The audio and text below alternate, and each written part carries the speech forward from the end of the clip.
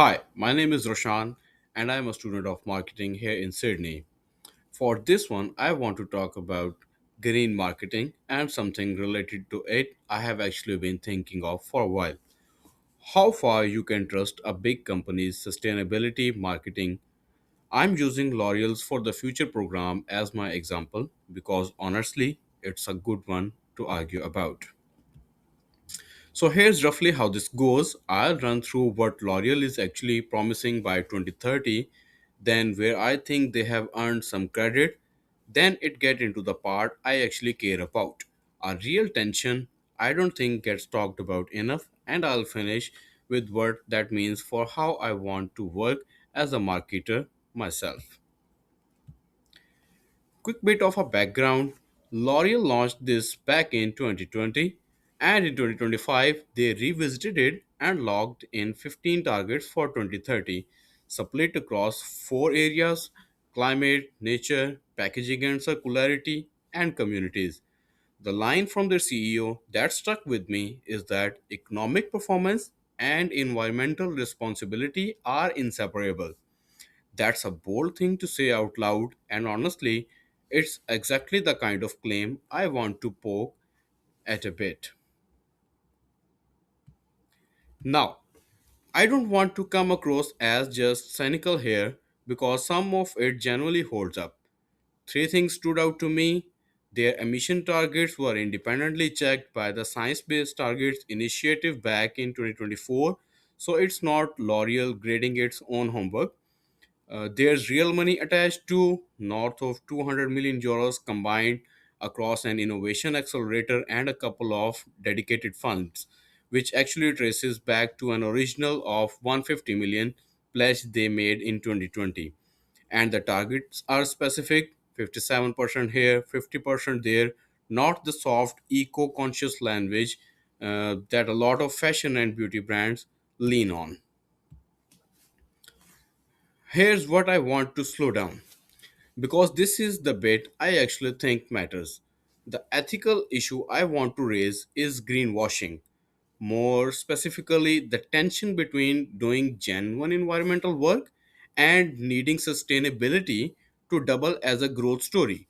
L'Oreal is still, at the end of the day, trying to sell more products every year, asking customers to buy less, reuse packaging, and choose recycled materials while growing revenue isn't impossible.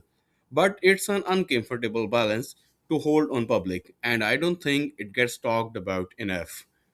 What reassures me is that the numbers that matters most, the emission figures, are extremely audited. What worries me a bit more is the softer language, things like sustainably sourced or bio-based. Those terms are technically defined somewhere in a policy document almost no shopper will ever read. And there's a real gap between what the label technically proves and what someone assumes it means when they see it on the bottle. If I run this through a few ethical lenses quickly, stakeholder theory basically asks who actually benefits, not just the shareholders, and L'Oreal does reasonably well there.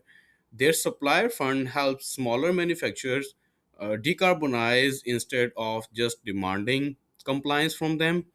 CSR pyramid splits responsibility into economic, legal, ethical, and philanthropic layers. And it's the ethical layer, being precise and honest in claims, where I think the risk actually sits. The triple bottom line is where I noticed a gap myself. There are clear targets for people and planet, but I couldn't find the same transparency around the profit. And weighing a duty based canteen view against a utilitarian one, honestly, I land somewhere in the middle. Chase the good outcome, sure, but don't let it justify a claim that oversells what actually happens.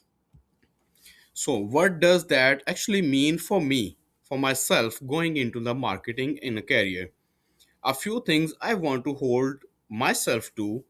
I won't sign up on a sustainability claim unless I can point to where the numbers come from. Something like SBTI model, not just an adjective that sounds nicer.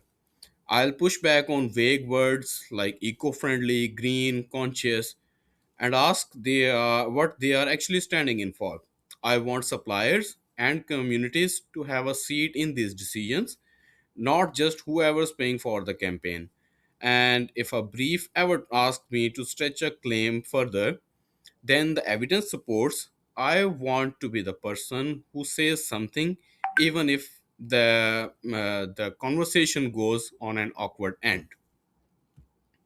So, to wrap up, I think L'Oreal's strategy is more solid than most of what passes for green marketing in beauty and fashion right now.